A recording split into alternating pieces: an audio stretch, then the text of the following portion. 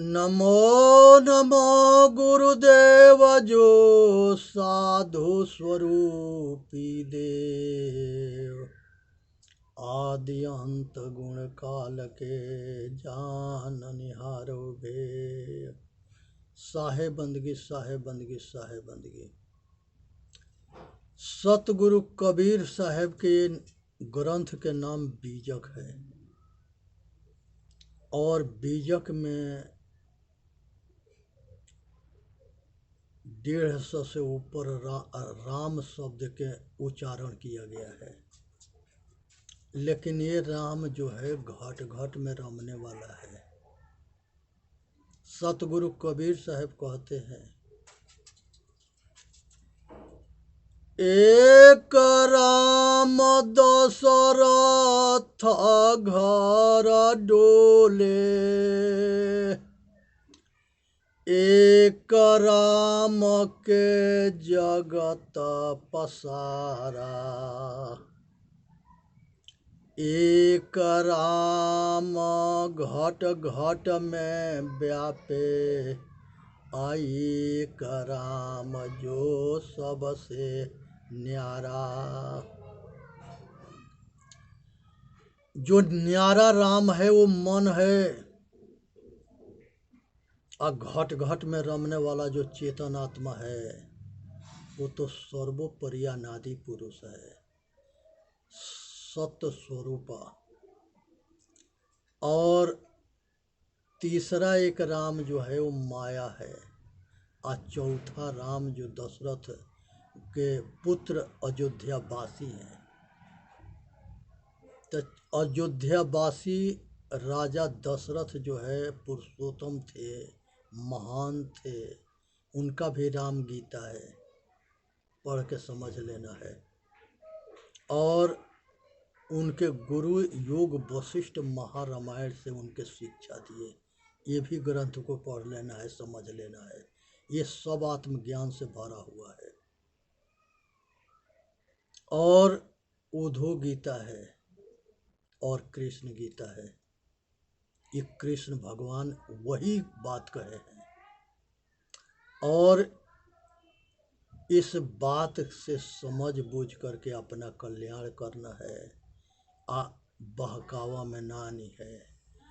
यहाँ पर जो है संसार के अंदर मनुष्य जो है दुख से जब ज़्यादा परेशान हो जाता है तो वो दुख से बचने के लिए कोई कुछ भी कह देता है, उसको मान लेता है। दरवाजा पर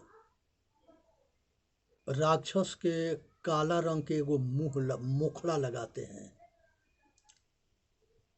तो गुरुजी अपने शिष्य के यहाँ गए तो शिष्य के बहुत सुंदर कोठी बना हुआ था और काफ़ी रईस थे।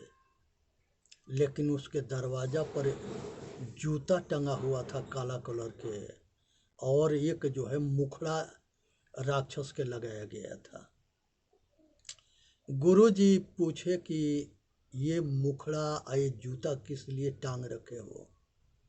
कहे कि गुरुदेव इसे एक कोठी के ऊपर किसी के नज़र ना लग जाए।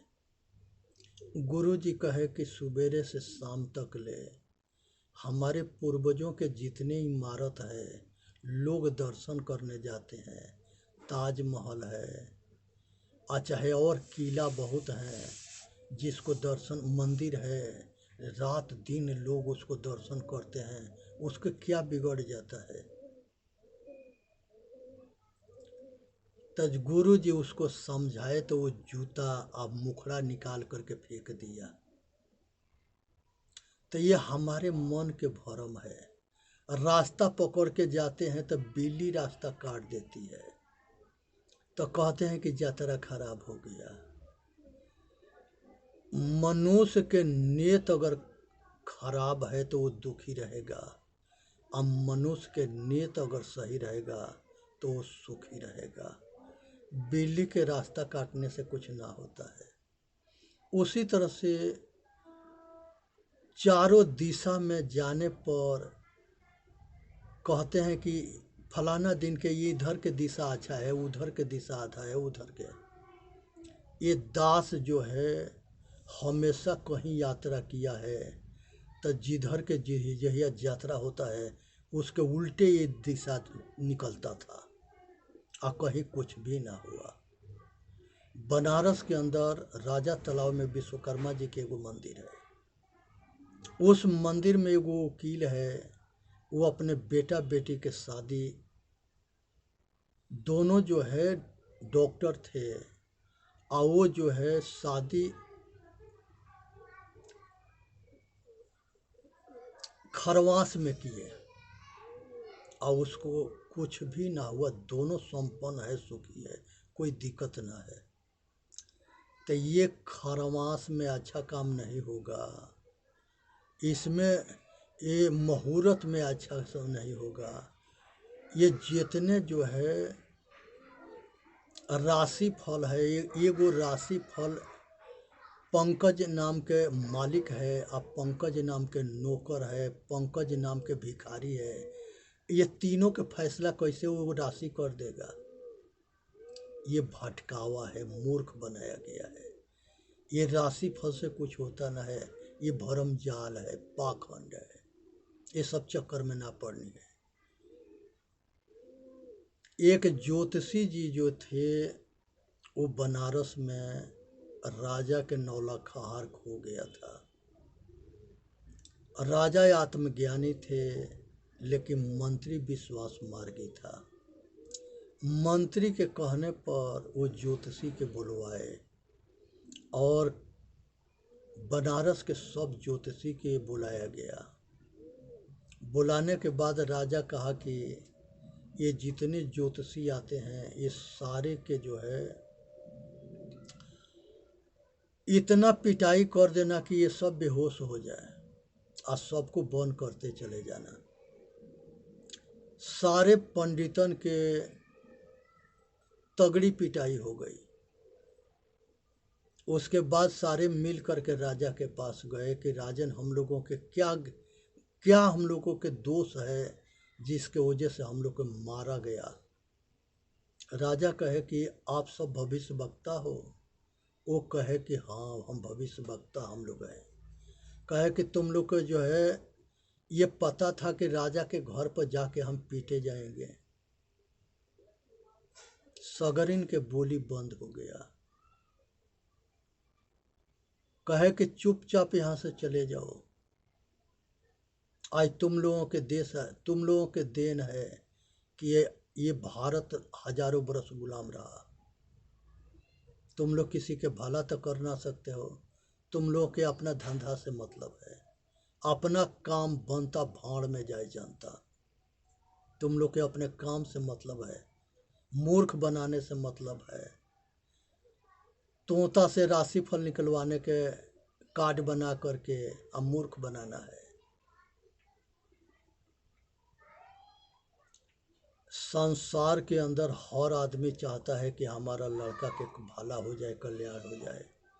ऐसा ही भावना जो है सभी मानव जाति के बच्चों के प्रति हो जाए तो सबके कल्याण हो जाए।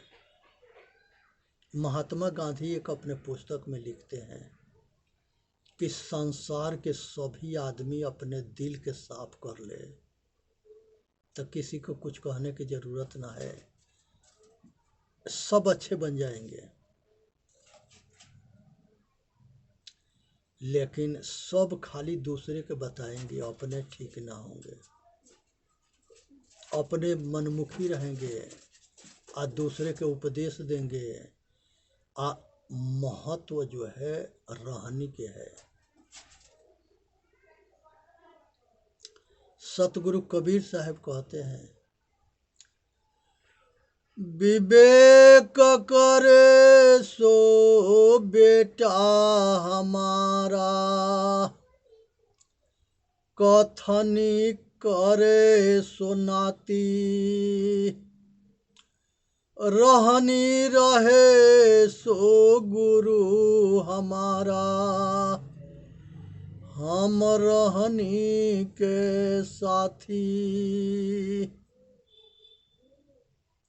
जो केवल बात बनाता है वो नाती है, और जो विवेक करता है, सत असत के निर्णय करता है, वो बेटा है, वो बाप से नज़दीक है। लेकिन जो आचरणशील होता है, रहनी गहनी संपन्न होता है, रहनी हो गहनी हो सहनी हो आचरणशील हो, वो हमारा गुरु है। हम गुरु, हम उसके भाई हैं। तो संसार के जितने महापुरुष हुए वो सारे जो है अपने आप के समाज के सेवादार बन कर के सेवा किए, साधन किए, कल्याण किए। लेकिन आज जगत गुरु के होड़ लगा हुआ है। सब जो है शास्त्री आचार्य जगत गुरु दुनिया भर के टाइटल लगाते हैं सब। और सारे जो है नशा से नहीं बचते, अभक्ष भोजन से नहीं बचते, आचरणहीनता व्यभिचार से नहीं बचते। तो ये सब ज्ञान थोथा है। सतगुरु कबीर साहब कहते हैं, कहंता तो बहुते मिला, गहनता मिला न कोई, सो कहंत बहि जान दे जो न गहनता हो। जो खाली बात बनाता है, बात समझता ना है और आचरणहीन है, आचरणशील नहीं है, तो उसके प्रभाव जनता पर नहीं पड़ता। आज यही कारण है कि आसाराम बापू के जो है करोड़ों के जनसंख्या में शिष्य है और बहुत बड़ा व्यास उपदेशक थे, और ये माया उसको जेल के सलाह के पीछे कर दिया। दुनिया भगवान, उनके फोटो के भगवान मान करके पूजा करती थी। ऐसे ही राम रहीम हुए।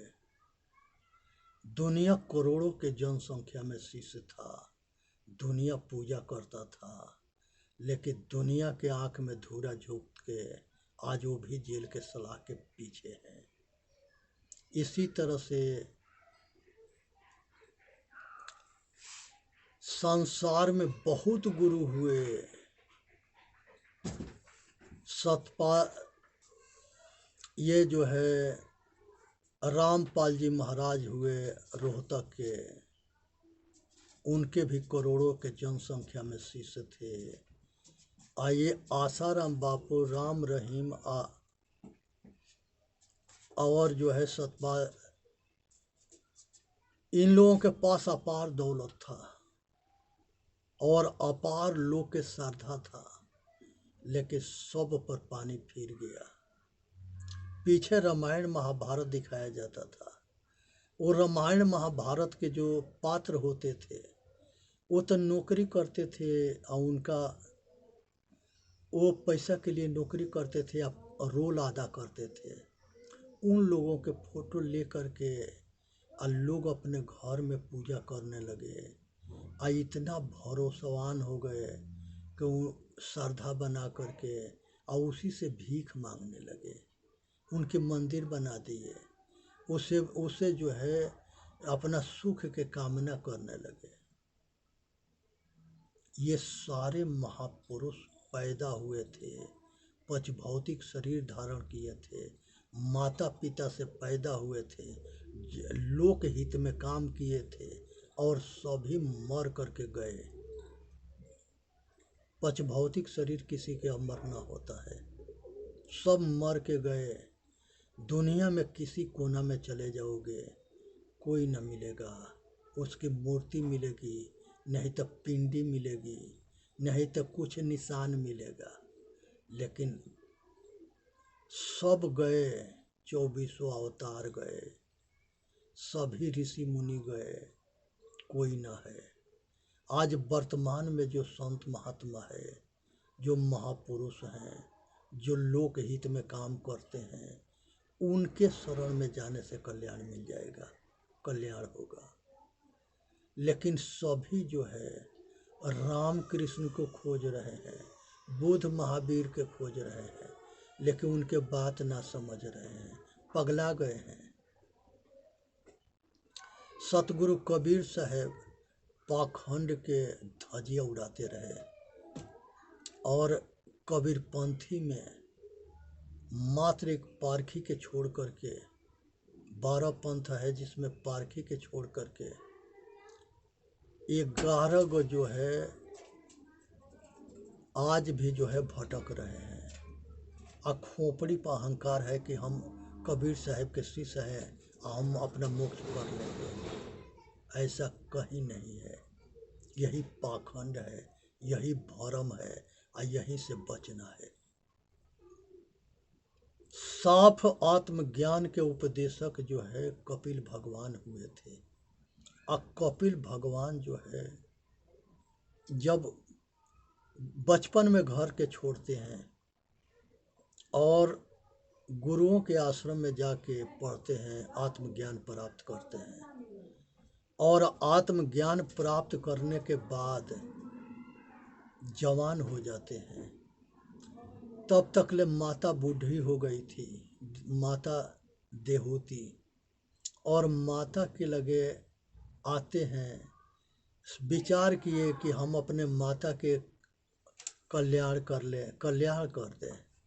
तैयार करके माता देहूती को उपदेश देते हैं और माता से बताते हैं कि हम, तो माता पूछती है कि एक हमारा कपिल नाम के बेटा था, बचपन में बैरागी हो गया और हम जो है उसी के याद में या उसी के चिंतन में हम जो है हमारा जीना हराम हो गया।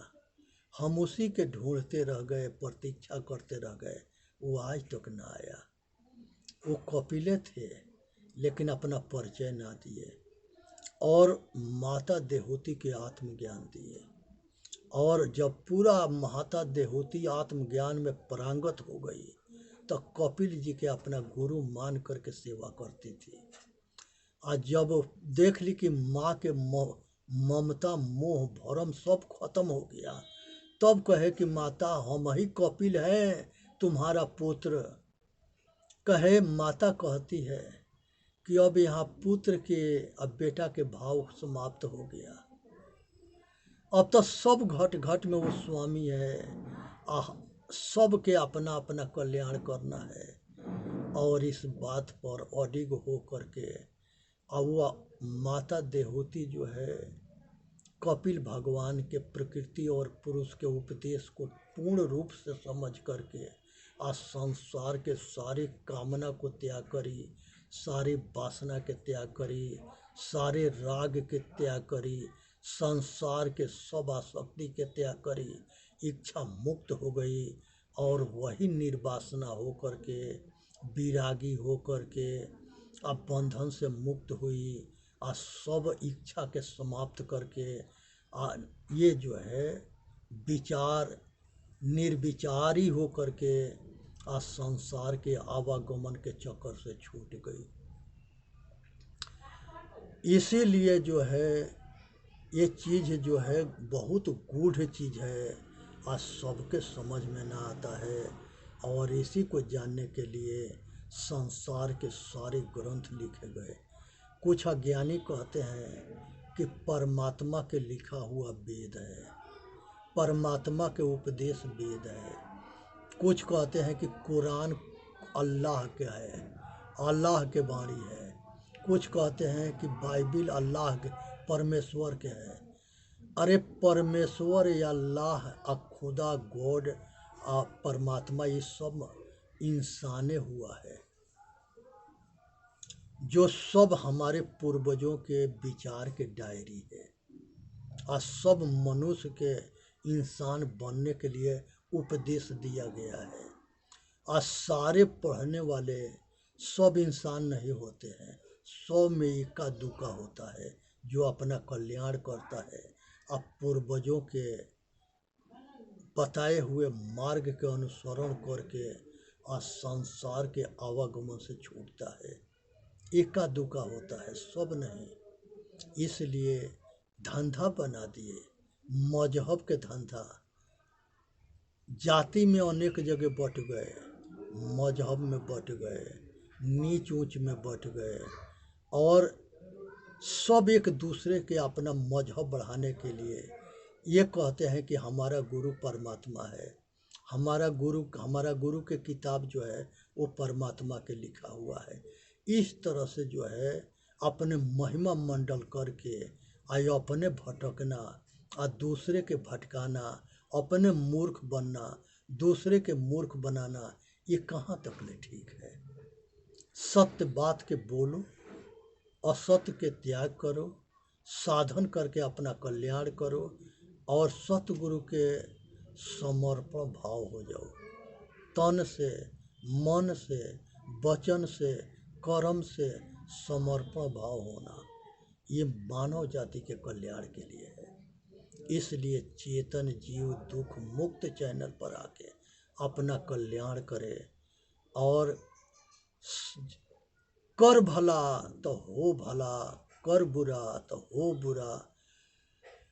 चार वेद छो शास्त्र में बात मिली है दो, दुख देत दुख होत है, सुख देत सुख हो।